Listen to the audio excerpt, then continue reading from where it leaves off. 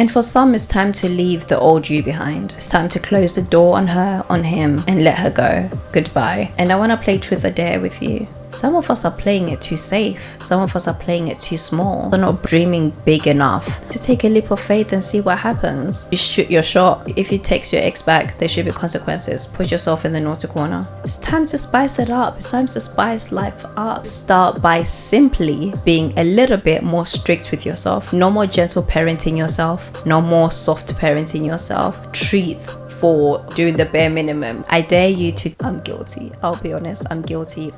Hello, gorgeous people. Welcome to a new episode of the Dreams, Money, Purpose podcast. I am your host, Noma. For anyone who's new here, welcome. Welcome to the community. And for the returners, welcome back, friend. Good to have you here. For anyone who doesn't know me, I am an entertainment presenter as well as a host. And obviously the host of this podcast.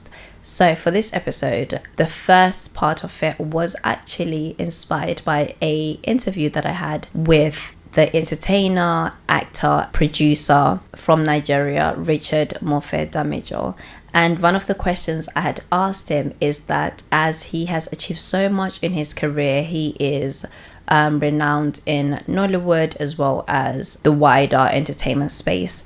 He has achieved so much and contributed so much to the film and entertainment industry. I asked, what more could we expect from him now that he pretty much has achieved legendary status? And his response was, there's so much more to come. I'll insert the response here. I feel I'm just getting started though.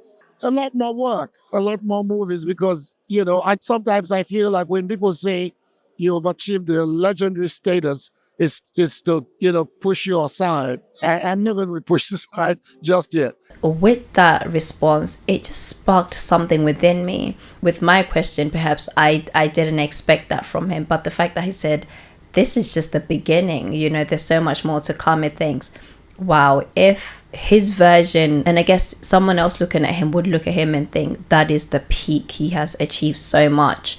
And he's at the top of his career, at the top of the industry. How much more could he do, seeing that he's already achieved so much? And it got me thinking that some of us are playing it too safe. Some of us are playing it too small.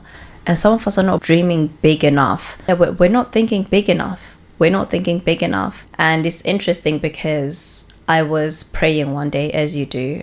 For anyone who doesn't know, I am Christian. And I was praying, and then it kind of dawned on me that I was even praying small. What I was praying for, I guess, if I think about that, if I believe in a God who's able to do anything and everything, my prayers were not reflecting that. My prayers were not reflecting that I believe that he's a big God who's able to do exceedingly above what I can think of, imagine, or even ask for, right?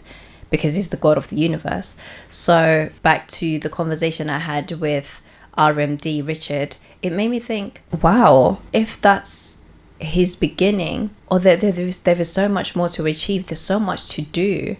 So that's where my flow of thought went into. There is so much more to do. There's so much more to conquer, so much more to achieve, so much more in the space that I want to also be in. There's so much more that can be achieved than I am thinking or even limiting myself to. So I wanted to pose the same question to you, that are you thinking big enough? Or are you limiting yourself in what you're thinking about, what you're pushing yourself for, and the goals that you've set for yourself? Now, if maybe you've set an example, I want to build a business that turns over 10 million in revenue every month or every year. Why could it not be more? Could it be extended to 20 million annually, 30 million annually? Because there's someone else out there definitely doing the same. I give that example just to challenge you that in your own personal goals and some of the things that you've been aiming to do, are there any ways or areas where you are limiting yourself in what's possible and in what you can do? One of the things that we ignore, I guess, within ourselves, or one of the things that we're not honest about, is the fact that sometimes we don't even try for several reasons, or we don't push ourselves for several reasons. One of them being we have a fear of failure. Valid, a lot of people do have that. But I think one of the other things that we are afraid of is the fear of being perceived to be trying by other people. And I think that is so wild to me. One of the conversations that I've seen online is and this particular conversation was more so around, let's say, like creators particularly, and the conversation was along the lines of, if you want to be a creator, you cannot have a fear of being perceived by other people, because that's all it is, right? And I think that applies to, I guess, just general life, where like we limit ourselves because we're afraid of, oh, what's that person gonna think, or what if they see me do this, or they're gonna think it's cringe. Again, opinions and perception, or we want to create how we're perceived by other people so much that we stop ourselves from pursuing the very things that we want to pursue because of our fear of perception from other people. It's mind-blowing to me, because then you have to think about the fact that does that then mean to you that pursuing your goal is not worth it, and you've put above your own goals, you've put the perceptions and the opinions of other people above your desire to achieve a particular goal or to achieve a certain thing. And then the third thing was fear of judgment. Like, okay, what are they gonna think? And then the judgment that comes along with it, particularly if maybe we are seen to, and I think maybe even if that very thing you were trying to do failed, let's just say, for example, right, that fear of judgment is what limits us so much. But truth be told is that people don't actually care about you. Can we be honest about that? And I think particularly those people who are not around you, right? And now I'm bringing in social media into the conversation, in the sense that the people that maybe, you know, the community that follows you, people that follow you, people that see you, they don't actually care. At the very best, they'll be happy for you if you succeed.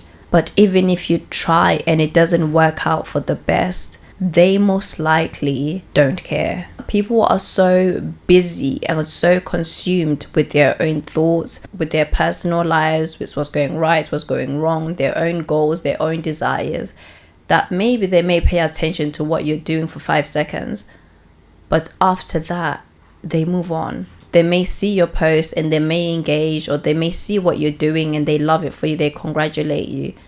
After that, they've moved on. So whatever's going on in your personal life, or whatever judgments you think they have about you, after the 10 seconds, they've forgotten. They're back to thinking about, what am I going to have for dinner?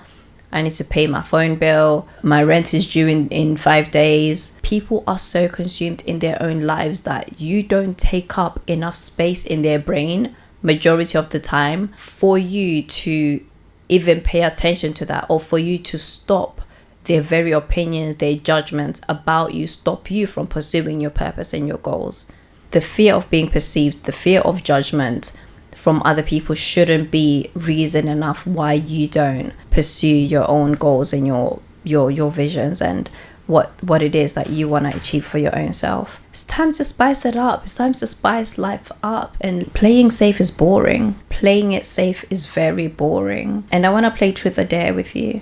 Are you ready? I dare you to take that very idea that you wrote down, that you haven't done anything about. I dare you to take some actions and to make it happen. I dare you to start making the phone calls that you need to implement that idea, to fulfill that vision that you had. The very thing that you said at the beginning of the year, oh, I'm going to do this and I want to do this. I dare you to start today. Write the email.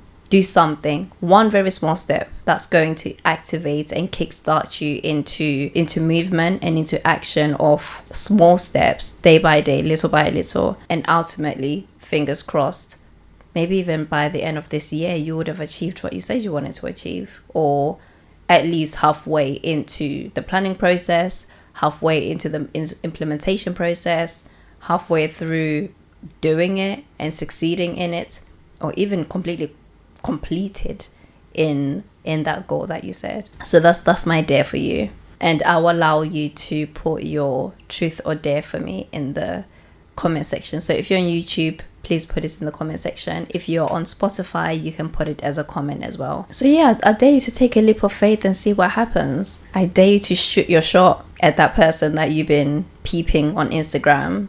Now proceed with caution. If they reject you, don't say, no, I told you to do it. A couple episodes ago, we spoke about new seasons. And for me, I realized that as I move in, I guess, a new season, I was still operating with old mindsets I was still operating with almost old expectations of myself. And I wanted to discuss it on the podcast because I think it's something that probably a lot of people could relate to. That maybe life looks different right now, or maybe you've started something new. Maybe, for instance, you're in a new job, or you're just wanting to go higher. You're wanting to elevate, right? You're wanting for your life to shift and to change for the better.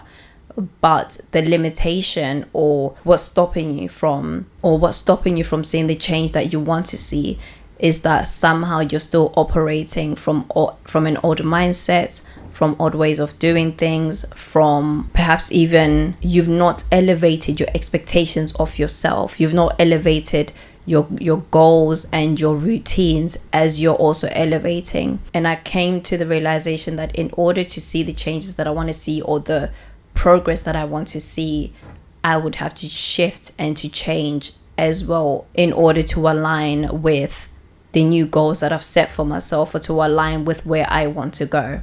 And that looks like a shift in self-perception. That looks like a shift and a change in how I operate day to day.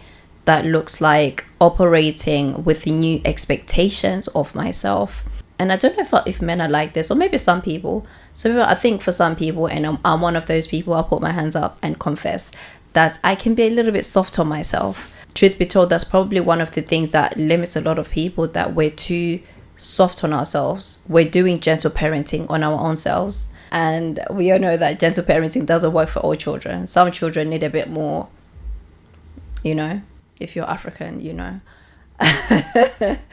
No, I'm joking. I realized that I have to be tougher on myself now. So some of the things that could run in a previous season, or how I used to operate before, it cannot run anymore. I cannot operate in that same way as I used to. I saw someone talk about this, and I thought that's something that I need to adapt. So for instance, where you've set certain goals for yourselves, and maybe those are monthly goals, weekly goals. Maybe you've set for yourself a budget, or something along those lines. There has to be consequences for your actions. And what I mean by that, I think as adults, we have to learn to put ourselves in the naughty corner. We have to learn that there are consequences for your actions, and some sort of, quote, punishment for your inability to meet your own deadlines, your inability to complete tasks, and there are consequences for not doing what you said you were going to do. There are consequences for breaking your own promises to yourselves. And I think I've spoken about this in a previous episode, where learning to trust yourself again and building faith in yourself and confidence in yourself comes when you are constantly showing up for yourself. But when you're constantly breaking promises to yourselves, or not showing up for yourself in any area, whether that's in relationships, in self-care, your goals that you set for yourself day to day, that can even affect how you relate with yourself. But I think that's a side note that maybe we could pick up later. So I was bringing that up to say that for us to see the results that we want to see, you could start by simply just being a little bit more strict with yourself. No more gentle parenting yourself. No more soft parenting yourself. No more treats for nothing, or for doing the bare minimum. I'm guilty. I'll be honest. I'm guilty of a cheeky treat for doing the barest of minimum. I'm like, oh, I've done 5 emails. I deserve a treat. Girl, please get it together. So for many of us, the shift will come when our mindset shifts, and 1, hold ourselves accountable, and 2, we start to have different expectations of ourselves, different expectations of what we can do, we can achieve, but also expecting and having the confidence that we can do the hard things. And for some, I think that the issue is that we don't hold ourselves accountable. To be honest, we don't hold ourselves accountable for our inaction, our bad behaviors, or when we don't do the things that we said we were going to do. We don't hold ourselves accountable, but we let it roll over again and again. So let's say, for instance, if there was a goal that you set, if you had a budget that you set and somehow you overspent on that budget, there are no, quote unquote, there's no consequences for that. You just allow it to happen.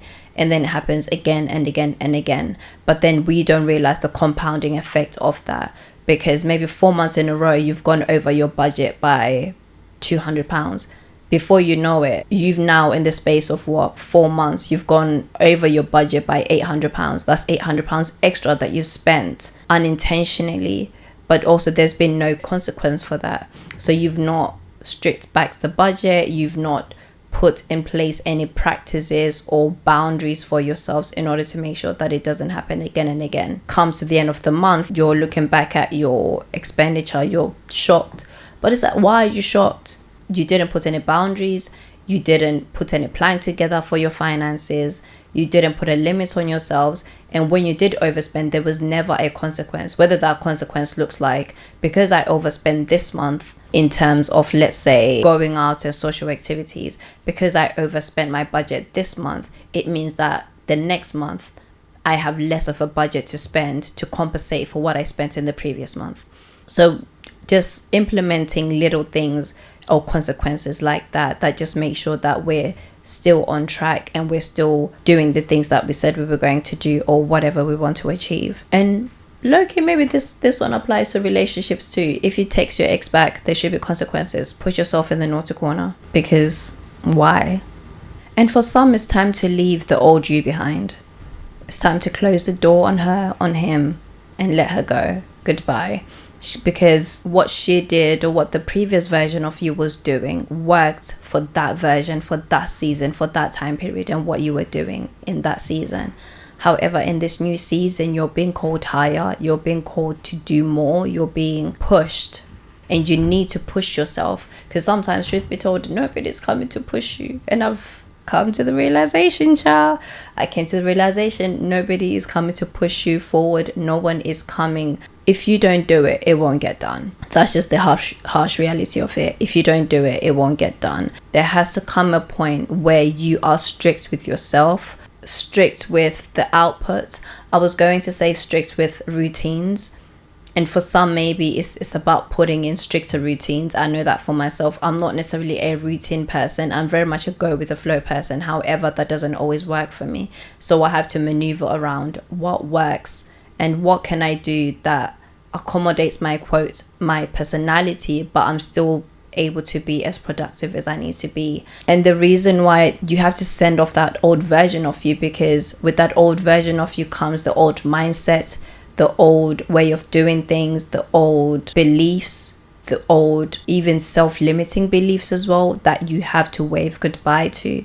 But there has to be a reframing and a renewing of your mind that adjusts to this newer version of you, this more mature, more grown, more focused version of you that is more motivated but also more disciplined as well. Because again, I think motivation will only take you so far, and then you realize that you could be motivated one day and then the next day you're just like, you're ready to give up and everything else flies out the window. But where there's discipline and where there are strategies in place, then it's easier to be on a roll, even on the days where you don't necessarily feel motivated, but somehow you're still going to be productive and there still will be an output even when you just don't feel like it.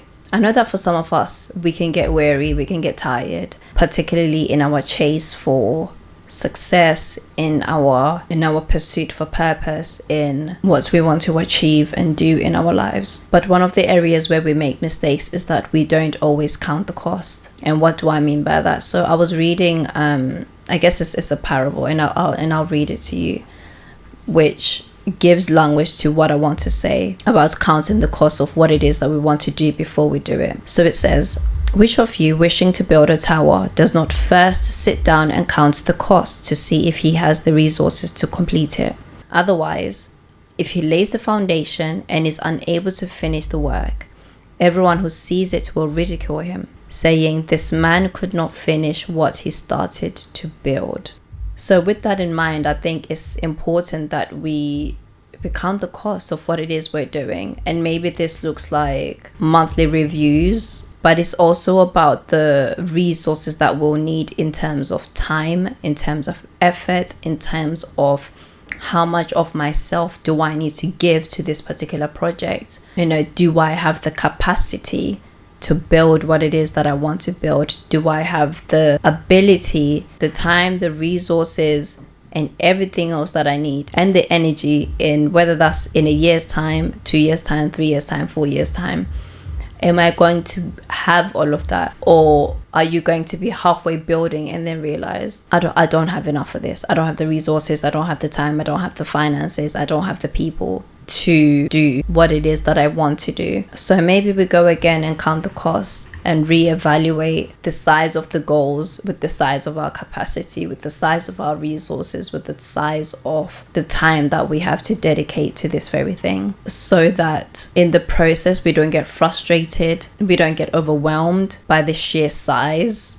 and how much of us is needed. Because sometimes it really is more than just about the finance, maybe for instance, of building something. It really is just about how much of myself is required, how much of my mental capacity emotionally. Because again, with everything we do, it's more than just like maybe like the finance, but it's like it's all of you that's required, emotionally, mentally, physically. And then the second part of that question too is, what do I stand to gain when the going gets tough and you're tempted to quit, you're tempted to give up, you're tempted to just put it up on the side? If I quit, what do I stand to gain? But if I continue, what do I stand to gain too? And then it's necessary to go back to the question of why. Why did I begin? Why did I want this thing in the first place? Why did I want to build this business? Why did I want to pursue another degree or a master's? Why did I want to get married? Why did I want to move countries or relocate? Why did I want to shift from maybe one job to another, or from one industry to another? You know, what do I stand to gain if I quit and go back? But also, what do I stand to gain if I continue forward and I press forth? What do I stand to gain if I continue with full focus? Just as you get on the verge of, I'm about to quit, what do I stand to gain if I continue another day, just 2 more months, with full focus? And what stands to be the outcome? So it's back to the why. Why did I begin? Is it worth pursuing again? But also that's where faith comes in, because faith is, this will work out. Faith to push forward when it's inconvenient. The faith to push forward when it's uncomfortable, it hurts, it's exhausting, when the dream is tiring. But you know that you started it for the right reasons. Back to the why. Back to the why did I start the journey? That will push you through when the going gets tough. So that is my question for the day. It's the why. Why pursue? I would love for you to meet me in the comments down below. Let me know your thoughts on everything we've discussed for the day. If you're a newbie, please do subscribe and join the family. Love to have you here. Don't forget to check out all the other solo episodes as well as my interviews on this podcast. And I will see you on the next episode. Bye-bye.